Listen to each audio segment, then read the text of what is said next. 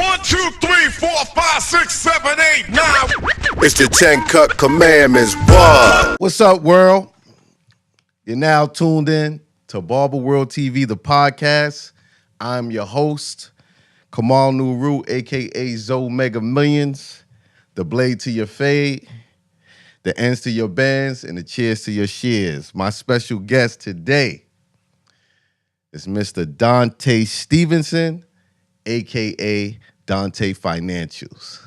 What's up, brother? Man, what's going on? I'm glad I'm finally able to make it here, man. No Listen, it's a pleasure, for me to be here. I'm in the seat for the legend sat in, and I'm sitting with a legend, so it's great, man. If you're not a legend yet, we're gonna get you to legendary status. The barber community can help get you there. Man, listen, I'm not a legend yet. I got a long way to go. I'm still taking baby steps, man. I'm still taking baby steps to get there. So tell our audience where you're from. Originally, I'm from Brooklyn, New York. Okay. Brownsville. Brownsville is hard. Yeah, it is hard. So it's hard, but you get used to it. I look at it. Brownsville kind of shaped me to be, I guess, the person I am today. And from living in Brownsville, I live quite a couple places throughout the city. But I guess I want to say my second home is LES, Lower East Side. Okay, that's all good. You coming out of flavorful areas. Oh yeah, man. Listen, it is what it is. You just gotta make it do what it do. So no doubt. So Dontay is a little bit different. I think part of his name is self-explanatory. Dontay Financial. Tell us, what brought you to the barber community. What brought me to the barber community? First off, I was a custodian for 14 plus years for the New York City Board of Education. Okay. 3 days, in April 2015, I was in a car accident. Wow. Yeah, drunk driver who had just got out 2 days before for drunk driving. The system is broken. Yo, they seem like they let the bad guys run free, but then the good people, they didn't want to kill or lock them up. But that's a different story. But after that car accident, I had a 6 herniated discs for my back to my neck. So I was at a dilemma. Do I still want to be a custodian, or do I do I want to do something different? What year was this about? 2015. So yeah. That wasn't that long ago. No, April 2015. And what's funny, because what sparked the interest also was I was watching a Breakfast Club interview with Dame Dash. Infamous. Yeah, and that right there, because I always knew I wanted to be great, and I always knew I wanted to help people.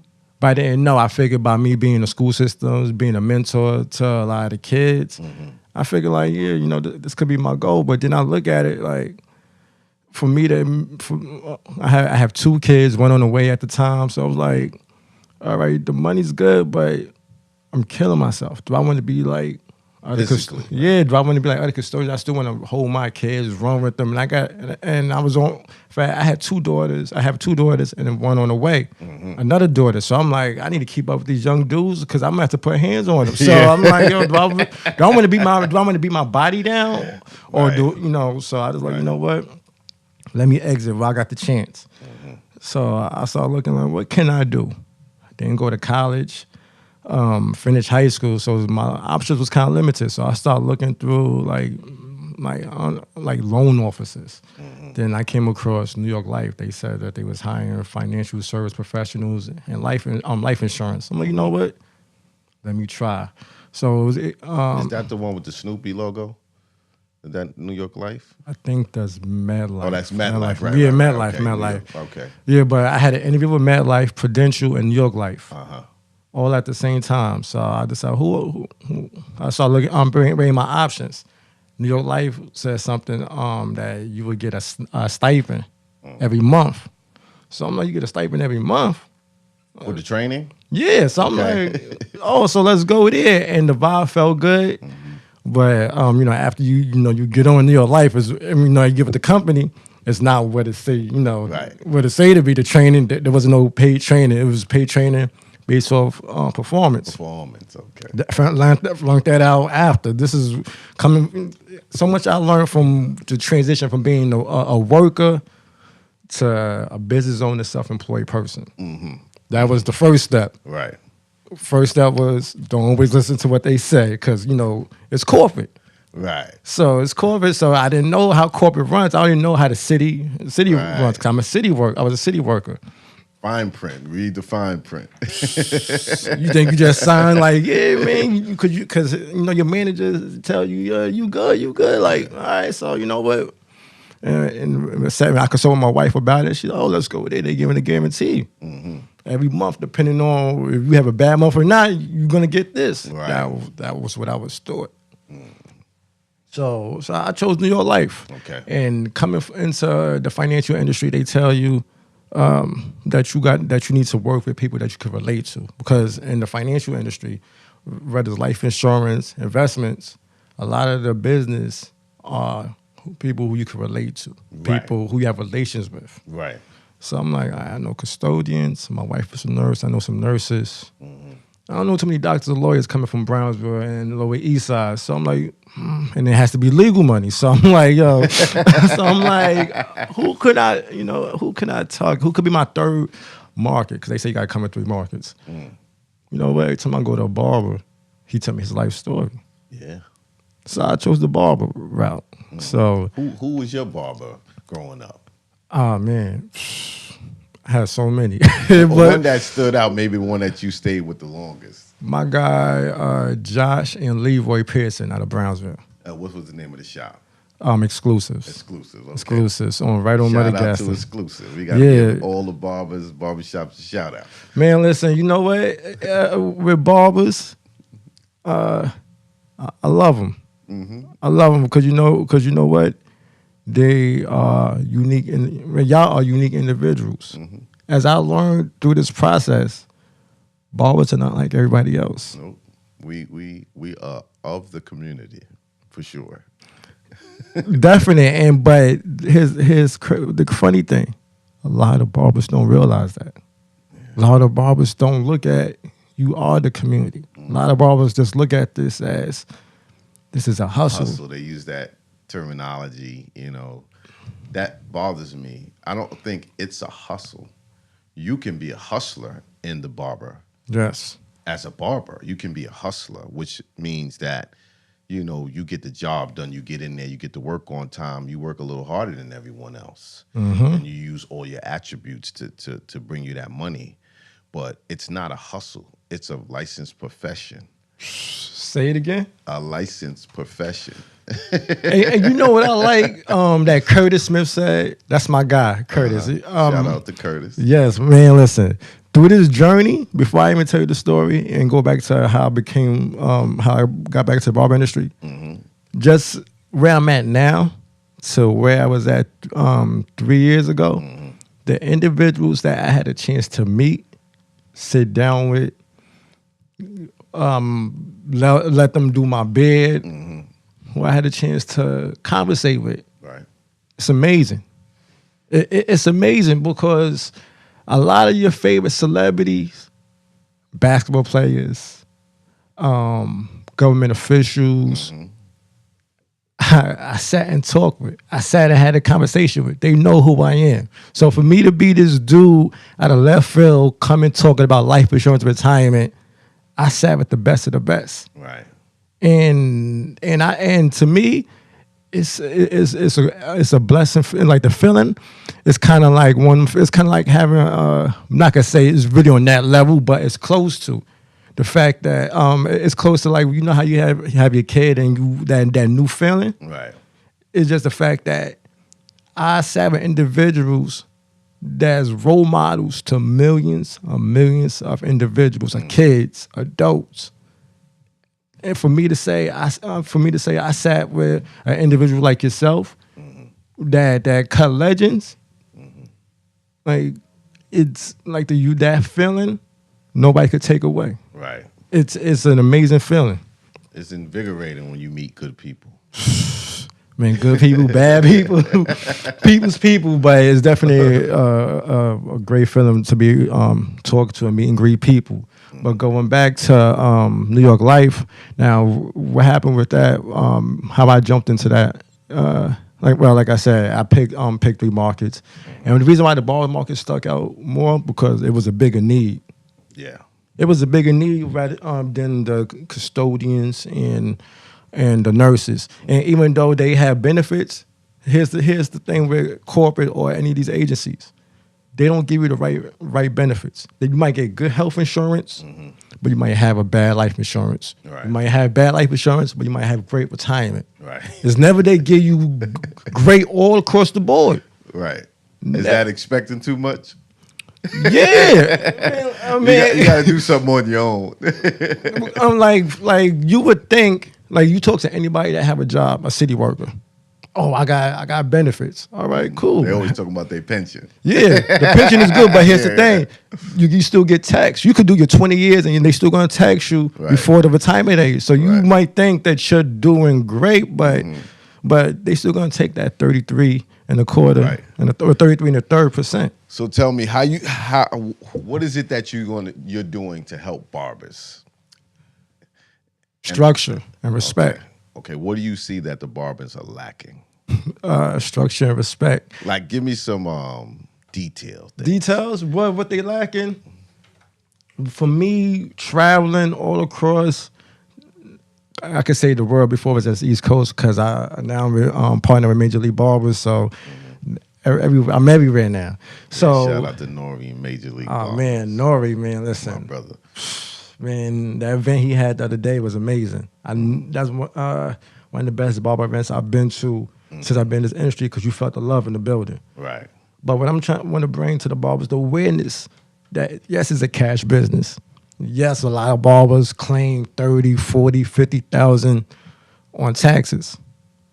I said, but that's not what you're really making. That's not what you're really making. Because for me, going all across from shows to shops to schools, excuse me. I had a chance to look at, talk to barbers, how much they charge. I really kind of had an idea of the price scale. Right. So going off of this, just going from, like I said, shop to shop and just getting a price scale, I put together a salary breakdown. Okay. Of the funds that barbers, it's not, for one, they not calculating their income, and two, this is what they not realizing what they're making a year. Let's just start off with a week. 50. Let's say you a barber, you charge $25 a haircut, and you cut 50 people a week, 50 male heads. Right. That's $1,250. Then let's say you have 25 students. Student could be anywhere from pre-K to college. So let's just say that's $20 a cut and you do 25. That's $500. Bed service. Let's say you do 25 bed services a week at $15. Well, usually some shops do, but on average, the price is all built into one. We won't usually add up beard services. Usually, I know some shops, maybe the upscale shops, will separate and say a cut and a beard, but most shops, let's just say the average price for a service for an adult male these days is between $20 and $25 because we don't usually separate the beard, only in certain shops. The majority, it's built into the price. Oh, okay. I'm just saying from what I had experienced, like I guess people were really trying to break down everything. I guess this is the new way where people. Yeah. I guess. I mean, maybe you spoke to some of the guys that's high on the food chain, but to me, like a barber might do 50 to 60 cuts, no matter a mixture, 50 to 60 cuts a week. Okay. You know what I'm saying? So it wouldn't be like 50 adults and another 20 teenagers, and then, you know what I'm saying? I mean, a good day is anywhere from like 5 to 10 haircuts. You might get from 10 to 15 on a weekend. Maybe the barbers that are more in there might do 20. You know, the Thursday, Friday, and Saturday is going to be your busier days, but you might cut 5 heads on a Tuesday or Wednesday. You know, we're talking averages here. You know what I mean? Yeah, and I was just going on average, just a breakdown, a breakdown on the income right. that they not realize what that they're making. Right. Well, you also got to factor in if they do chair rental. So if they made $1,200 and their chair rental is $300 or $250, you got to subtract that. Nah, but I'm telling you, cash, being that you spend more than when you bring in, Right. then let's just say most people have 100 clients a week. Like I said, because you probably could bust 3 people out in an hour. Some barbers, depending on the service. I'm telling you, averages. It's going to be one person per hour. Some guys, that's just if you have it. Now, somebody whose flow is crazy, they might do 2 people an hour. But that's not the norm. I'm telling you the norm. You know what I'm saying? Yeah. Those people that you might have been talking about might have been selling you wolf tickets. You know what I'm saying? Not even something because I spend a lot of time at different shops. Yeah, so. but the average, you ain't doing 3 haircuts an hour. That is not the average. I never say that. I'm just saying not haircuts. I'm just saying service. It could be services. You ain't doing 3 services an hour. You know, no. I'm just going off from what I have saw. Well, let me tell you, I've been in the industry since like 1988. All right. As a barber and as a multiple shop owner. You know what I mean? And those numbers are maybe for the exceptional barber. That's not the average. I'm just saying give or take. Like I said, let's say you have 100 clients a week. Right. 100 clients. This is what it breaks down to. 100 clients a week. Okay. 50 here, 25 there, 25 there. Right. But now you add the tip money. Let's just say everybody gave you $5 tips. That's $500. Everybody don't give you tips. Average out. I'm not saying everybody. The average tip is not $5. You know what I mean? But I'm gonna let you finish with your numbers. But I'm just saying the numbers are inflated. So bring those numbers down. From what I'm hearing, the numbers are inflated. So whatever your total is, bring that down to half. That's more realistic. It ain't 50. It ain't 100 clients a week. Let's say 50 clients a week. But now, are we talking about regular barbers or barbers that's professional? Even professional, regular barber. Now, ain't nobody cutting 100 heads a week unless you exceptional. You know what I'm saying? The average barber is not cutting 100 heads a week. Think about the hours in a day. An average barber, let's say he works 10 hours a day. That's a barber that works a full day. It's a 10-hour day most of the time. And let's say he would have to be booked up damn near most of the day to cut 10 people in 10 hours. You know what I mean? That is not the average. Now, those numbers could get to that on Thursday, Friday, and Saturday. But Monday, Tuesday, and Wednesday. I know those are the slow days. Nah, yeah. So, but if you did 10, 15, 2 of those days, say you did 30 Friday, 15 Friday and Saturday, that's 30. Even say that's 45 if you did it all 3 days. But those other days, you might do 2, you might do 5, you might do 6. So the average is nowhere near 100. You know what I'm saying? You might be in the 50 to 75. There ain't gonna be no 100. I'm just going. I'm just going off individuals that I saw and also my clients that I have. Right. Okay. So this is going off of. This is not going off for every barber. I'm just on the average of the people that I came in contact with. Okay. So let's go through the numbers. All right. So on a total week, just cash off of those numbers I said, it's about 2,600. It might seem high. But this Barbers is not making that kind of money. Let me tell you. This is the breakdown. I got to remember, everything is cash. We're not talking about after they pay their bills. $2,600 a week. They're not totaling $2,600 a week. This is what the top barbers is totaling, like, unless you charge $50 a haircut, the top barbers might be totaling for the week $1,200 to $1,500. That's the top barbers. The average barber will probably be totaling $700. Now is to 1,000. Is that after they No, I said totaling. I didn't say after they rent.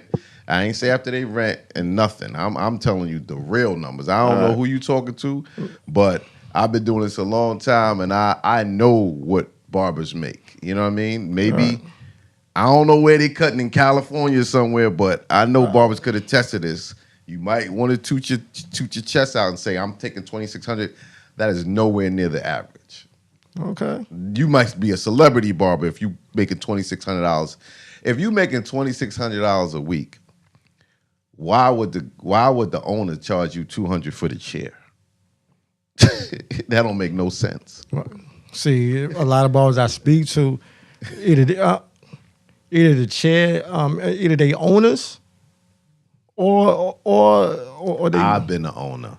I for know. years. But I never made $2,600 in 1 week cutting hair, let me ask you this. Let me ask you this. including the tips, including selling T-shirts on the side or whatever. Let me ask you this. Let me ask you this. Do you so you keep up with your money? You keep up with your clientele? Yeah. I used to do it manually. Yeah. I used to do appointments, and I put how much that person paid and plus the tip. You know what I mean? Of course, I used to do that. But even those people who might come in initially and they're going to rent, and I put them on commission 50-50. You know what I'm saying? Until they're ready to rent. You know what I'm saying? I know what the numbers are, and I know which shops do better than what is better, and I have great locations for my shops. And these dudes ain't making no $2,600. I don't know where them dudes is making $2,600, but I need to go open a shop over there. I'm just. And we're in New York. Yes, there's a lot of barbershops, but things are known to be expensive here.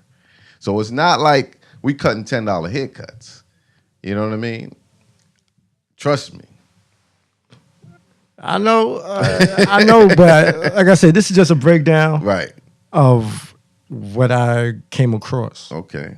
What I came across. I'm not saying you're wrong at all. Right. Because you were owner of 7, 8, 11 shops. But of what I came across and what individuals tell me and what I have saw, this is kind of. I'm not saying this is full 100% accurate because everybody's different. Every situation is different. I'm going off of what I have came across, my clientele, and the individuals I speak to on a regular. Okay. This is what they tell me. This is what I saw off their books. Okay. But a lot of individuals might not count it.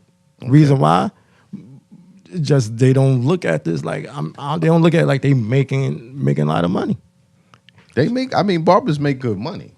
Now let me ask you this: would you say, do you feel a lot of barbers make 100,000?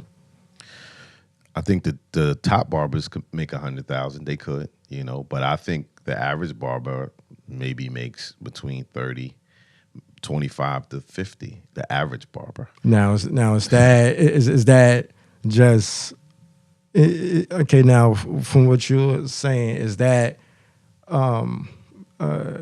that's where everything with tips and everything, or that's just what they put? Yeah, I'm including tips. I'm not.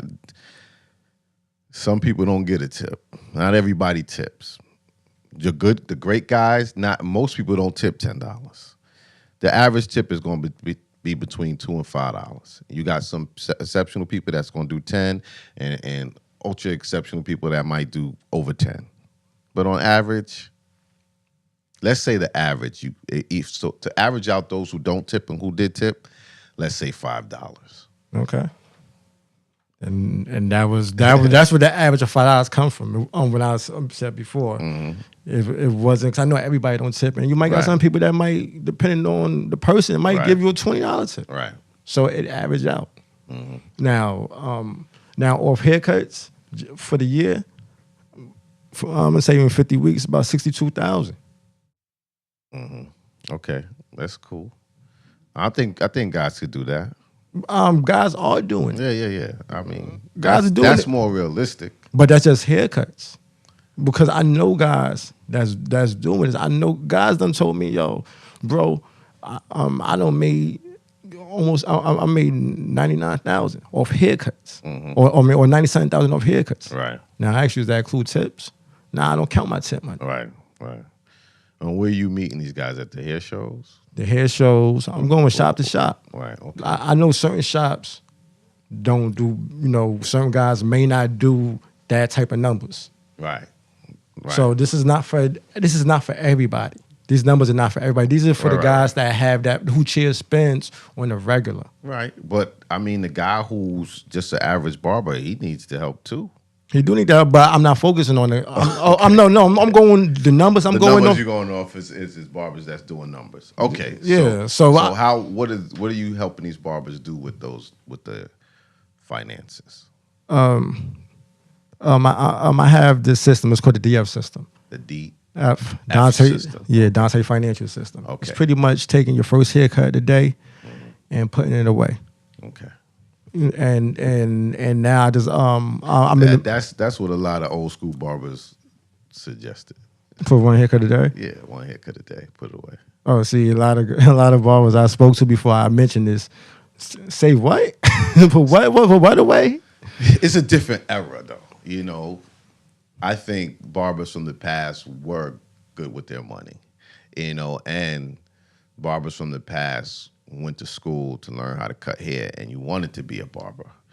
These days, a lot of barbers, you've seen the multitude of shops. And I mean, back in the days when I was young and had to get a haircut, it was an all-day event. Now there's a barber shop on every block, which means that everybody wants to be a barber now because they don't have to go to school. There's nobody checking to make sure they're a barber. And if you do go to school, and it depends in the area, some states you have to go to school. But there's so many pocket holes where people just, I'm a barber, and start in their house and then get in the shop, that you have all these people that didn't learn. Part of your course in barber school is the business of barbering. So if you knock out half the barbers who never went to school and don't have a license, they don't know the business of barber. They just hair cutters. And there's a difference between a barber and a hair cutter. You know what I mean? So those are the people that never heard of put one haircut away a day. Matter of fact, this salary breakdown is for I forgot to even mention when I mentioned Curtis. It's for the image consultants. Okay, well that's different. This is for the image consultants. Okay, because barbers are just more than just a dude that cut hair. Yeah, but they don't know that, and you're not more than that if that's all you do. But I'm gonna say every barber is some type of mentor, therapist, Could be, yes. big brother, uncle, cousin. Like they play a role, I agree. and they play a huge role, Right. with our community, and not just here in the inner city. Talking about all over. Right. Barbers are the community. Yes. Barbers are the community. Point blank. I Period. mean, what goes on in the community is reflected in the barbershop. Yeah. And so with that being said, so why is it in the barbershop we talk about everything and its mother except for finance? The only time we talk about finance is either somebody owe me money or bet now Bitcoin. Or if somebody financial is in the shop, someone with knowledge is in the shop, Yeah. we'll have that conversation. But how often do the barbers they hear them, but are they listening? No. Yeah, most of the time. I mean, you know, it's a lot of banter that goes on in the barbershop. I know, man. Listen, I know. I spent a good enough time before me coming in as a professional and me being in here as a professional financial service. So the Dontay financial system is to save one haircut a day. And now, so what's going to happen with that one haircut? That one haircut. The money from that one haircut. That one haircut is I have launched a website. Just adding the finishing touches. Now the website is going to allow barbers to put that one haircut, and with that one haircut, if they have a bank account, I'm gonna take the money from well, not me, but the company. Yeah, you could say me. I'm gonna withdraw the money from the bank account and hold it to the end of the month, because if you try to put if you try to tell a barber to save X amount of dollars a month, it's not gonna happen. Most barbers can't save, because the quicker they get it, the quicker they're gonna spend it. I know barbers that don't even have a bank account. I know them too, but they might not have a bank account, but they have a PayPal. Some of them. Some do. Yeah. Some. Okay. Yeah. So. But you have to have a bank account to have a PayPal or a PayPal card. Yeah, but here's the flip side. Some barbers might not think like, oh, let me get I got a PayPal, but not knowing that you still need a bank account. Right.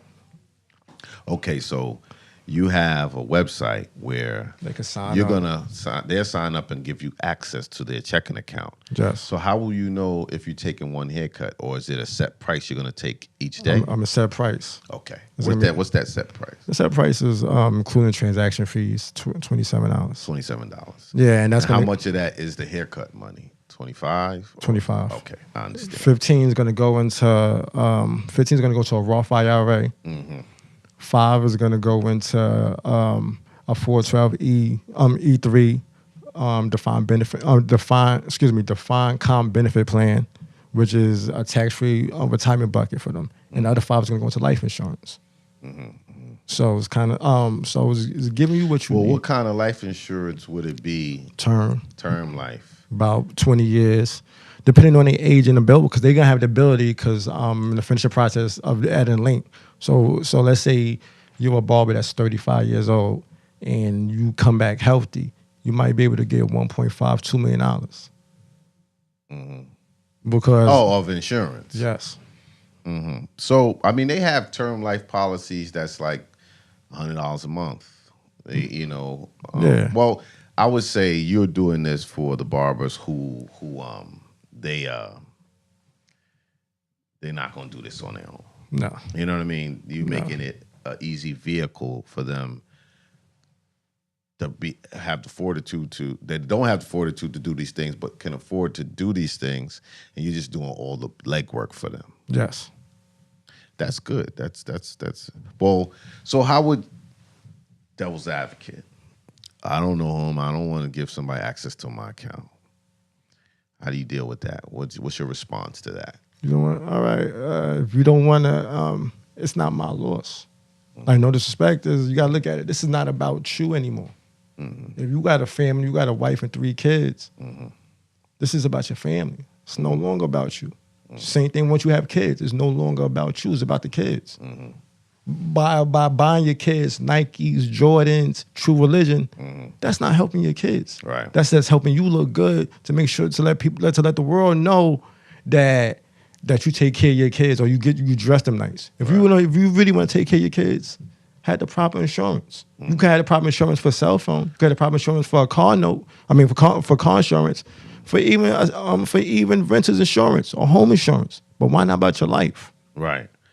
And what about those barbers that might want to put more? Is there They could put more. opportunity to put more? Yes. Like how that will be all worked out on the website? Either on the website, or depending on what they're trying to do, they could just reach me, because it's gonna have all my information directly. So if they want to put more, then we talk and see what makes sense for them.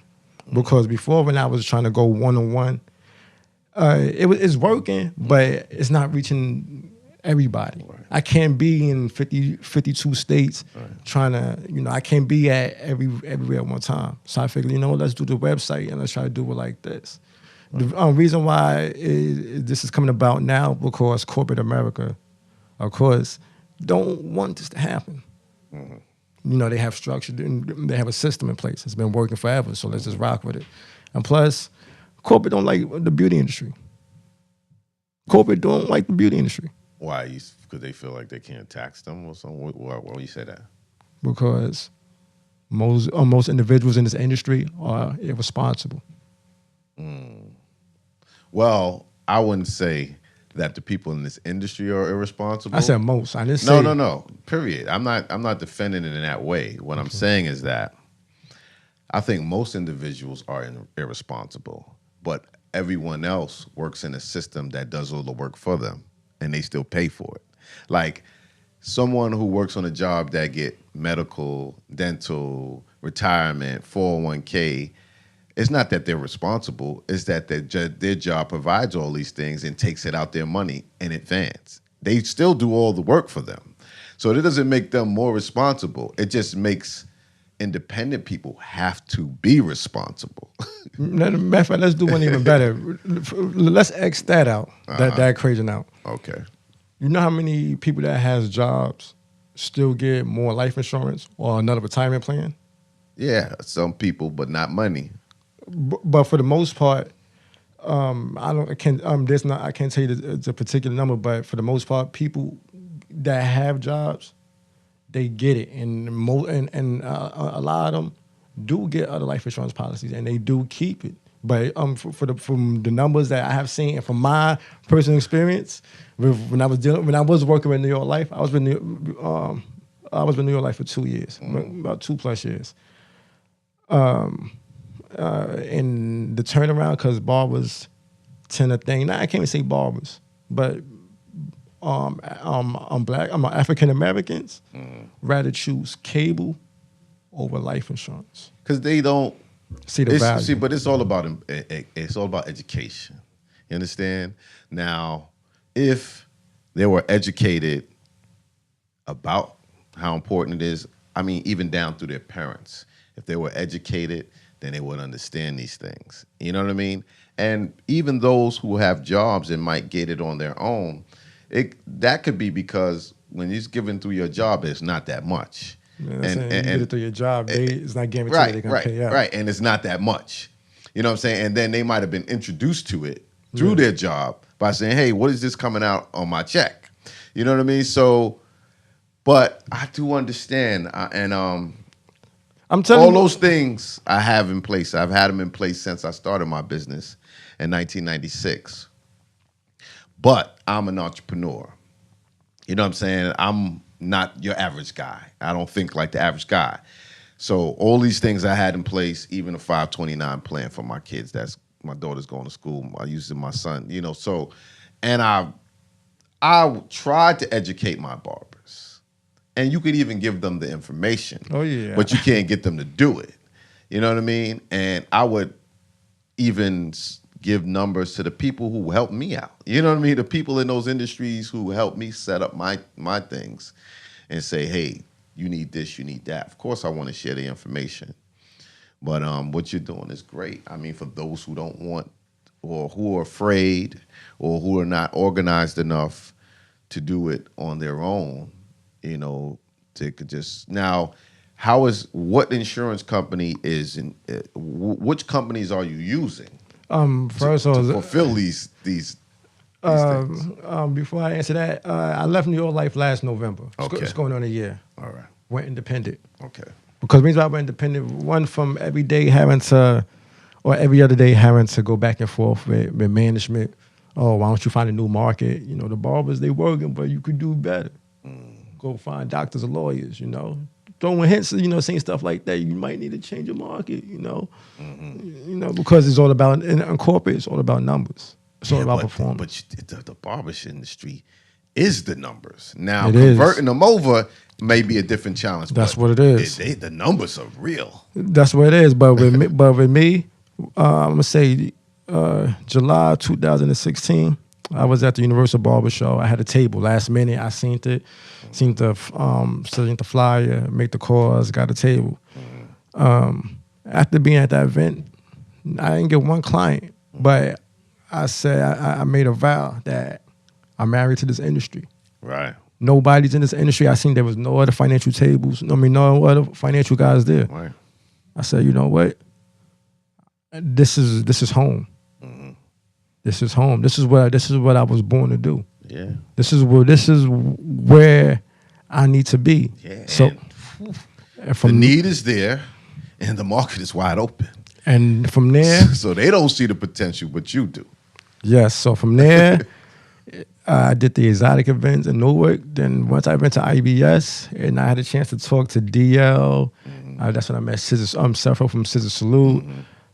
Pretty much, man, I can name a lot of dudes there that I met and that I'm cool with now. They do because they seen the consistency of me being show after show after show after show after show. So what is your setup like at the show? What's your presentation at the show?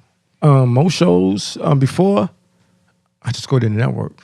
Okay. Because I find that when I had a booth at the shows, life insurance. Nah, I don't want to look. They turn out away. They turn out the cheek. They like, yo. Yeah. Nah, man, listen, I gotta go. So I'm like, I just go there and network. And depending on the show and depending on who's going to be there, I normally already strategize who I'm going to sit down with or who I'm going to attack. I don't want to say attack like that. Approach, yeah. Who I'm going to approach. So I already have a game plan. Every show I have a game plan on who I'm going to talk to or who I need to talk to. Because at every show, there's always at least 3 influential people there in the industry. Right. If I don't talk to all 3, I'm talking to 2. Right. I'm not leaving to, like I said, I'm not talking to 1, I'm talking to 2. That's my goal. That's my mindset. Because I didn't come here to be popular. I didn't come here to be buddy. That's cool and all. I came here to change the mindsets of barbers. The reason why I want to change the mindsets of barbers, because about I'm not gonna say the number, but it's a very high number of people that live below poverty. That don't even have or don't know what a network is. Network consists of $6,000 in your bank account or a life insurance policy. And I feel that barbers are matter of fact, barbers are role models. Are your everyday role model. You know, you got Jay-Z, you got Diddy, you got Right, but the we Kevin get in Harts. your ear once a week. Once a week. We got a 30 minutes to an hour to Forget the 30 minutes to an hour. influence you every week or every other week. Nah, forget that. Let's just talk about the barbershop talk. Yeah. The barbershop talk plays a key role in our community, especially with the youth. They pick up on things and like, oh, most kids that's from most kids' first role models, if it's not their dad, it's their barber. Because how cool he is, how the way he talk, his swag. And moms definitely, I've seen moms bring their sons who don't have a father in their life to the barbershop and felt that was very important so they could see what a male role model looks like, or they could be around the male energy. And I was one of those, come from a single mother. So I seen how important the barber played in the community. Like, because to us, like I said, you you are the closest thing to a Jay-Z or a Diddy that most people will ever meet. Someone that worked hard in something they could aspire to be, a business owner. Yeah, but the fact that most barbers don't feel like they business owners, they just still feel like that this is a trap, like this is a hustle. It's all we got a lot of work to do. That's probably what this show is about. And it's not, there's enough shows with designs and enough shows of people with doing tricks and putting up 1 million haircuts a day. But there's a other side of the barber industry that makes you a barber. And that's the type of people I'm trying to have on the show to teach the other thing. That's why there's no haircuts going on here. We're not talking per se about a haircut, a hairstyle, or how to do it. We're trying to talk about the other things that the barbers are missing on this show. And that's one of the main reasons I wanted to have you on here, because that's a big part that's missing. And I know it. I've watched barbers, you have to prepare for your retirement. And this is not like a regular job that they're going to do all the work for you. You have to do the work for yourself. You are independent. There's pros and cons of working for yourself. You know what I'm saying? And the cons is you responsible for everything. Yes. Everything. And this is why, not only that I feel this is, like you said, this is important for me to be on here, but I'm bringing a different element to the industry. Not just from retirement. I just added my guy, John, Truthful Taxes. He's a tax expert. Right.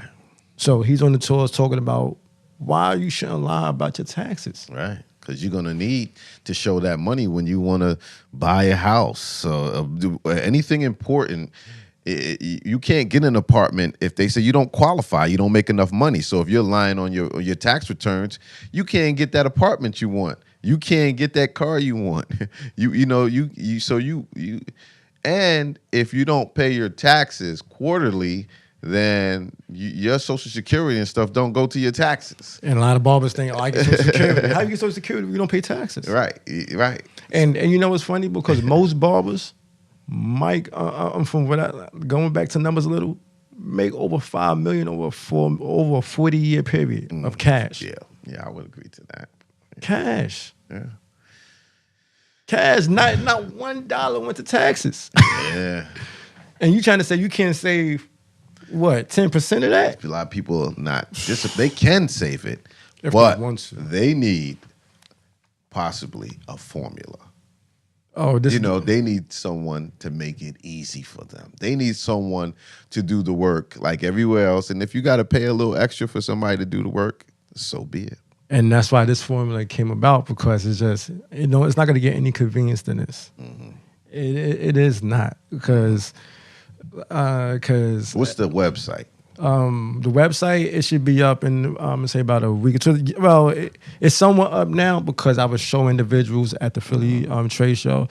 Is DF Financial Group. DF Financial Group. No, excuse me. I'm sorry. It's DS Financial Group. DS Financial Financialgroup.com or .org. .org. Okay. Yeah, Dream Secure Financial Group. Dream Secure Financial Group. Because this system is not only for barbers, it's for entrepreneurs. Because as an entrepreneur, you know there's no benefits. Yeah, for self-employed people. Yeah, so what I wanted to do was create something that not only for this industry, but like I said, I not only did I want to tackle the barber industry, I just felt like I'm going to tackle the whole beauty industry because the whole beauty industry is lacking the same thing. Yeah, the stylists have pretty much the same issues as the barbers. Hairstylists, the money they make even more money. But I tell you what, them women probably going to listen quicker than the guys. Oh, yeah. So you might want to spend a little time with them. Yeah. But here's the thing. And they communicate with one another. Oh, yeah. You know, they will bring their girlfriends, and it is, you know, the numbers, you know, it might be good to get your numbers up. Oh, man. Or you might need partners now. Oh, man, listen. I have hairstylists that's clients. One of them, I'm going to say 2 of them, in taxes, every time I taxes, tips, $1,200 a week. Yeah. Because if you're doing a service that's $100 or $200-$300, your tip have to reflect how much you can't give a $5 tip for a $200 job. That, you know, it's just the numbers is not there. But usually, like if you go to a restaurant and the bill is $100, you can't leave $5. You got to leave at least 20%. Which is $20. So it's the same reflection. If someone does a service for you that's $200-$300, man, you got to give them like $30 or something tip. You know what I mean? You know what it is though? Because women, you know, they appreciate the service. Yeah. Men, I guess they care about their look more too. What? Man, listen, you be surprised. Men, man, you know, there's a lot of cheap guys. There are a lot of cheap guys. They don't appreciate their barbers the way they should. I'll say that. They don't, but then they will go spend. Right, which means they're not cheap because they will spend money on things that they think they value more. Think that would get them to that next level with a young lady, not knowing it's that haircut. Yeah, that's the beginning. That's the foundation. The haircut. Between that, even if you ain't got no game, if you looking good, the girl might step to you. You know, man, I done seen, and from me before I was married, what a good haircut would do. Oh yeah, what a good haircut would do for sure. Like you could look your worst, but as long as your haircut is on point, yeah, that's what they're gonna see. Most people look at you. They look at the face. They're gonna see your shape up. They're gonna see your fade. They're gonna see your beard scruffy or your mustache trim. You know, yeah. It's either you got to have either your face got to be on point or your feet got to be on point. Yeah, they look up and down. Then they look up. All right, so if the down look crazy, they give you. But if down look crazy, then look up again. You know what? He probably got a job. So, are you going to add to the services that you're providing? Oh yeah, but to add to when I will add for the service, you have to be a licensed professional. If you have a license, you're not going to get the good stuff. Oh, okay. So you're also pushing guys to get their paperwork, get their L's, as they say. Because most barbers that I have as clients or that I run into make over $100,000. So it's kind of like you make over $100,000, mostly in cash. You need to have your paperwork together. All right. You need to have your paperwork together because you barbers scream, oh, we want respect, we want this, we want that. But how you gonna demand it when you're not trying to respect yourself? Thank you. Respect your profession. Come on. Look, I'm not even a barber. The most haircut I ever did was on myself, and I'm horrible. That's why I pay now, right? to get the beard done. Right. So if I appreciate what you do, and you don't appreciate what you do, it's a problem. It's a problem, but either way, I'm gonna still appreciate what you do, and hopefully, in due time, you appreciate and know your value. I just want the barbers to understand that on paper, this is a multi-billion-dollar industry.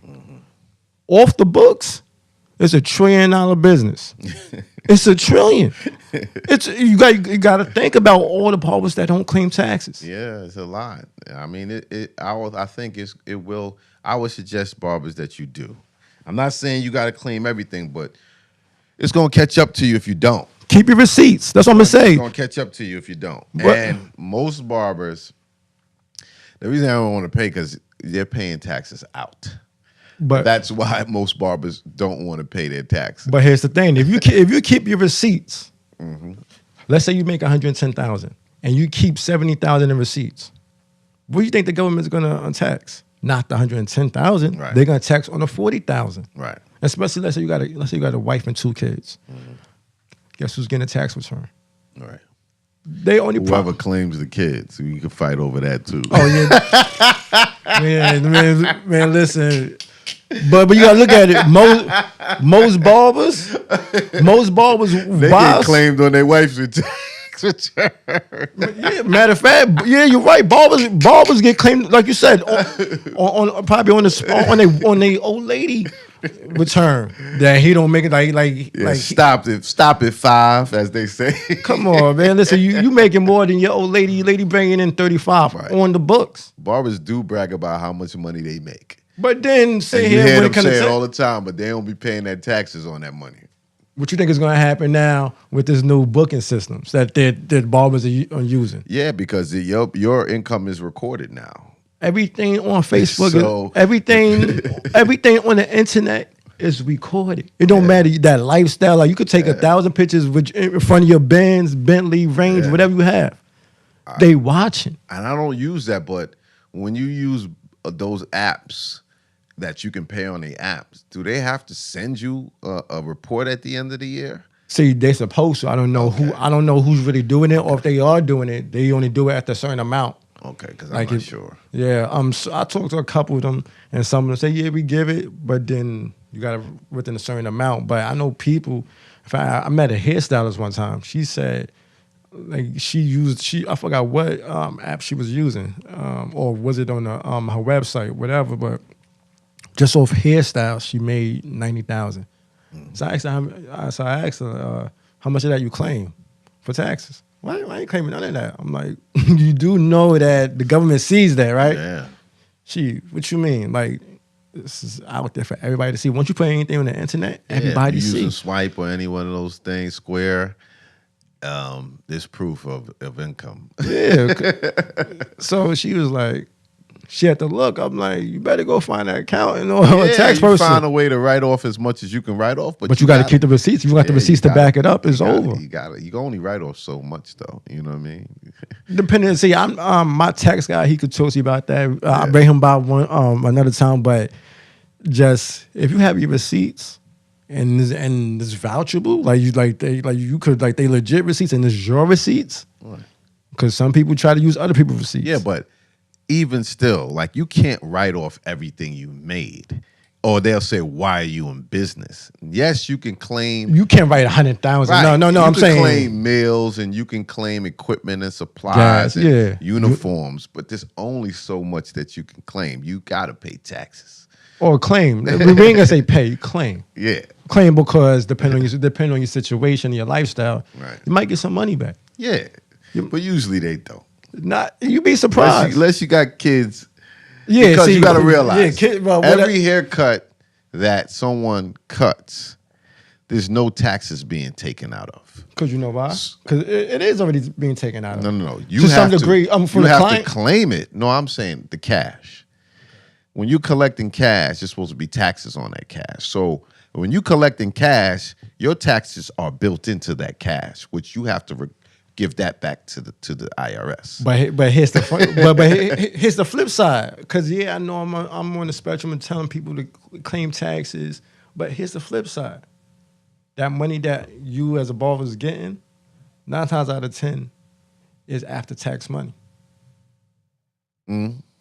So it's a flip side. Because I thought about this not too long ago. I'm like, it could go either or. But at the same time, this is why I said, you know what? I offer tax-free and tax defer. I give you the best of both worlds, right? Because here's the funny thing with the Roth IRA or traditional IRA, right? whatever you contribute, you can write that off at the end of the year as a tax exempt. Right. And you max out at 55 or 65? 55. Yeah, On 55 under 55. Yeah. 55 under 55. Right. But here's the thing. Look, you could write off your retirement. People that got a job can't write off their retirement. So look, you gaining interest on your IRA, and you also writing it off. Look, it's a tax write-off. Right. I understand what you're saying. And then here's another vehicle that people don't really know that is the most sophisticated vehicle and the most conservative vehicle there is. Life insurance. Life insurance, I feel, is the best retirement for barbers. If let's say you don't even use my system, life insurance is tax-free withdrawal. I just had a discussion the other day. Some guys had to say, you can't take the money out. You can take it out as a loan at retirement. On a whole life. Yes. But not on a No, not a term. Yeah. Most companies, but the companies I deal with, being I'm independent, for every dollar you put in at retirement, let's say in 25 or 30 years, you're going to get $4 or $5 back tax-free. Yeah, they do have the term with return too.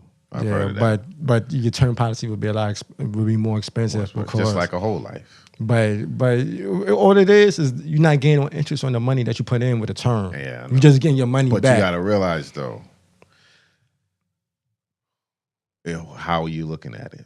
Because insurance is to take care of people if you die early.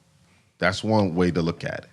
Your family got money to survive if something happens to you before your time. But if you get into your 70s, you know what I'm saying? It ain't your job to take care of nobody no more. Oh, no. But see, this is why I guess insurance companies or financial service professionals or investors or people like myself tell you get like a 20, 30-year policy. You convert as much as possible. Convert from term to permanent. So when you're at retirement age, yeah, you might be paying a little bit more, but that whole life policy, that permanent, well, let's just say permanent insurance, because you have index, you have universal, you have whole life. Let's say that permanent insurance policy that you put into, that you convert your term into. Yeah, it goes up a little, but look, you build it for your retirement. That's your tax-free retirement bucket. That's the money.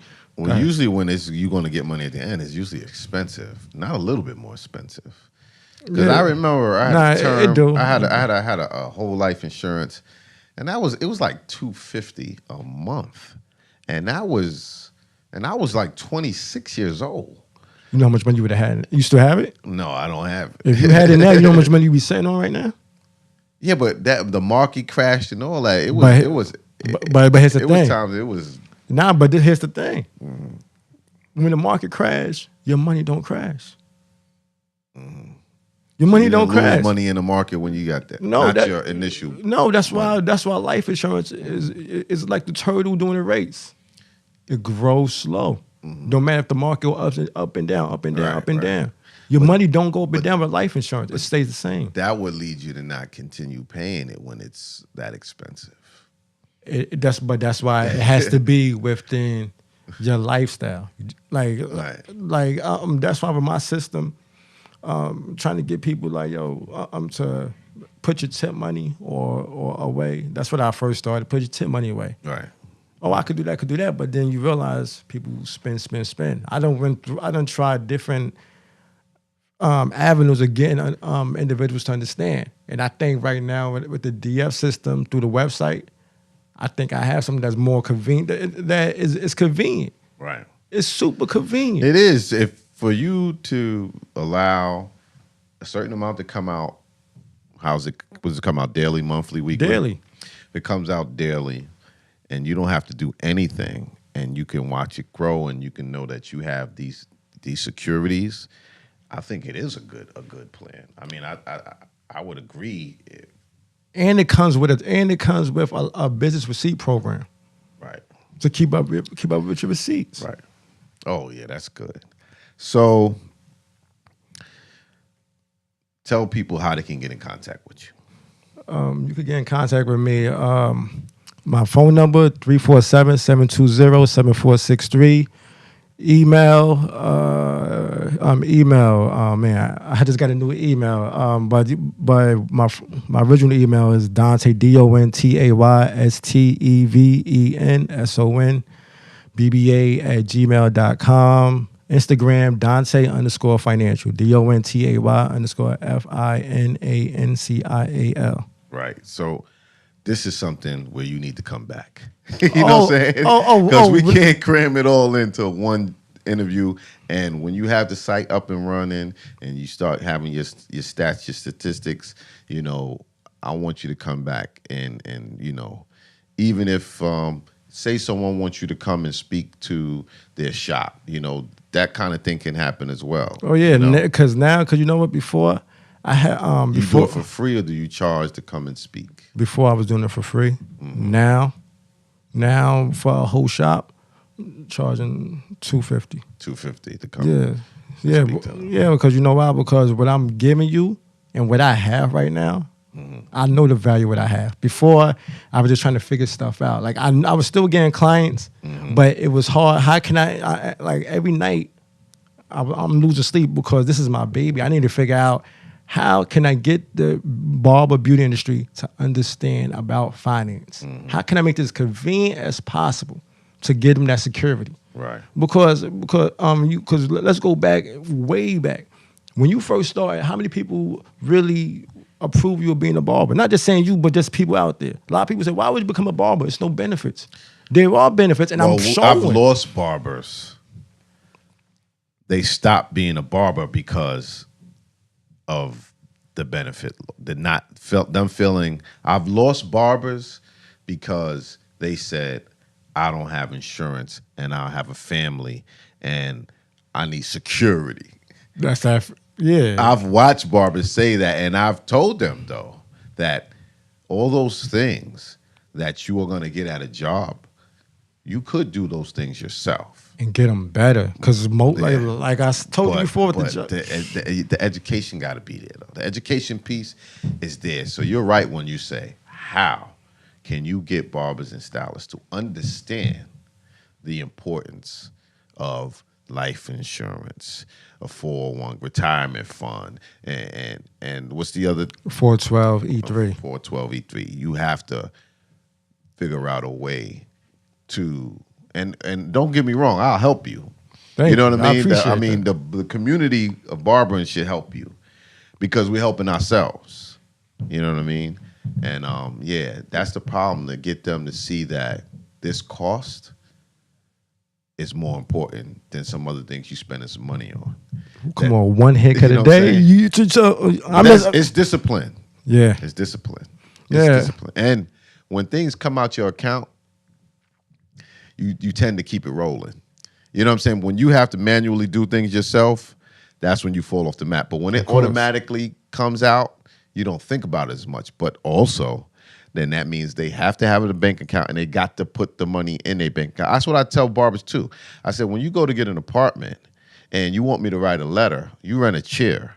I can't prove what you make. I can say, I would think he makes that, and I could tell him how much rent you pay for your chair. But I said, if you want to prove to them how much money you make, then put that money in the bank, and you could show them your bank statements that at the end of every week, I put 600 or 1,000 or whatever. That's your proof. You know what I mean? So it's just important to have a bank or something similar to that to show your money. You know why? You know what else? Why barbers don't have bank accounts? Child support. Yeah, but trust me, I got like 60 barbers. Oh, I know. And that's their favorite excuse. But no. The child support statements come to the barbershop.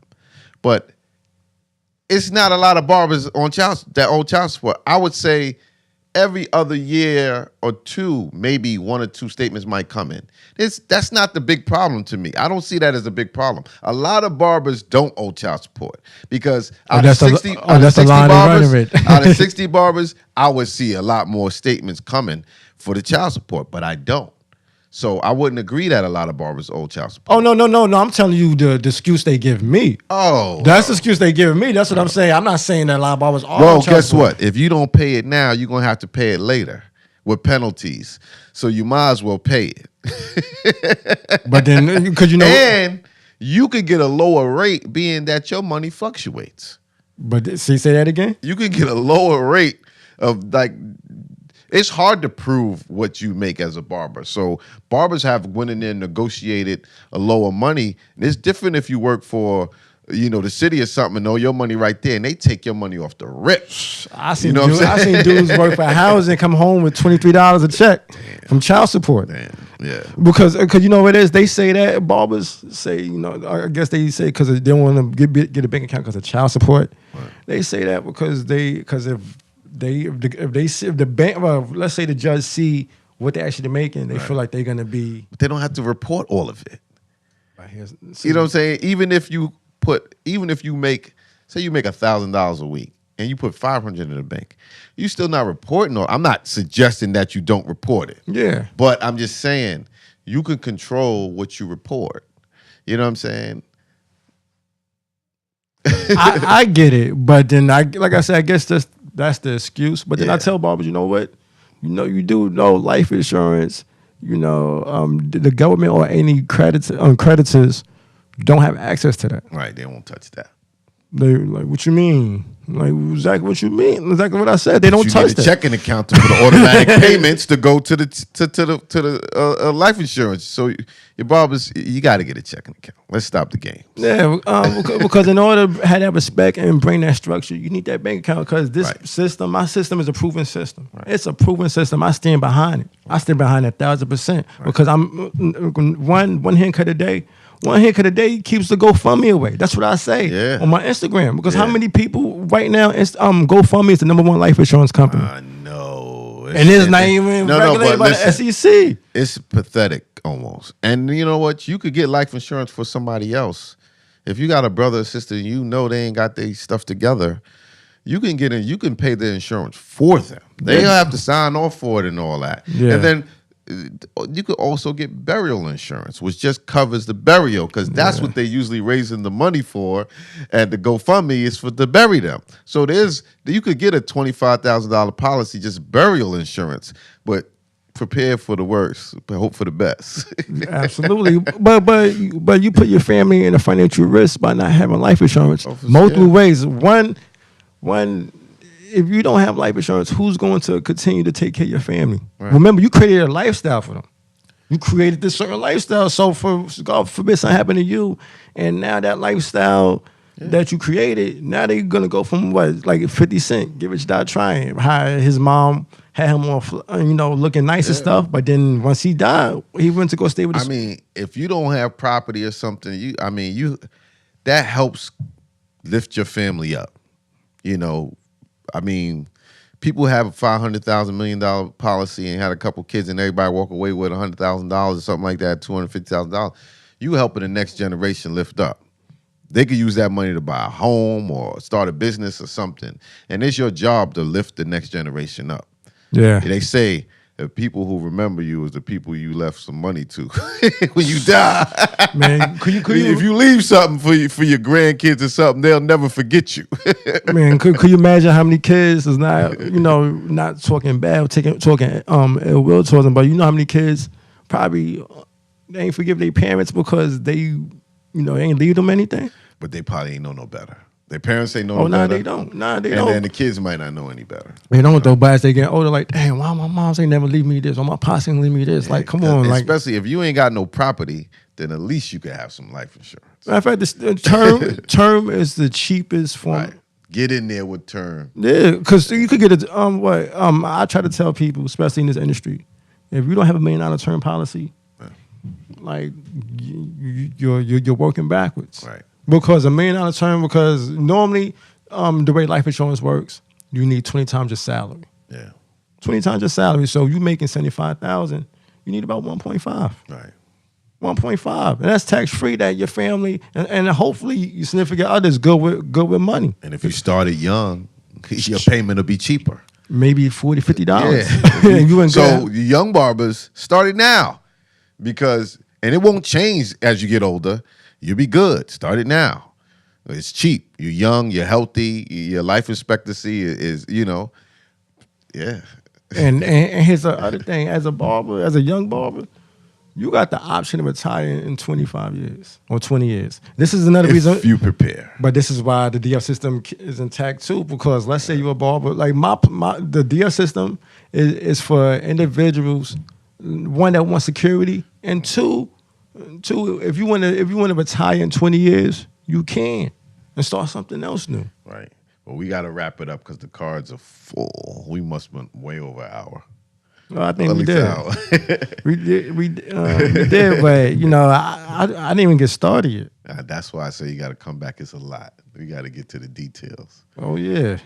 Well, thank you, brother. Anytime, man. Thanks for having me, man. This might be my second or third home. You might see me quite a few times. You're gonna get tired of seeing me on here because the information is that good. I need to come. I need to share it. I have to get it out. I have to get this information out. Gotcha. If it's the last thing I do on this earth, besides be a good father and a good husband to my wife and kids, I gotta get this information out to these people. Right. It's a need. It's a must.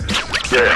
I've been cutting these heads for years. It made me a master. There's rules to this shit to get money faster. A cut by cut booklet for you to get your game on track. Not your lines pushed back. Rule number uno.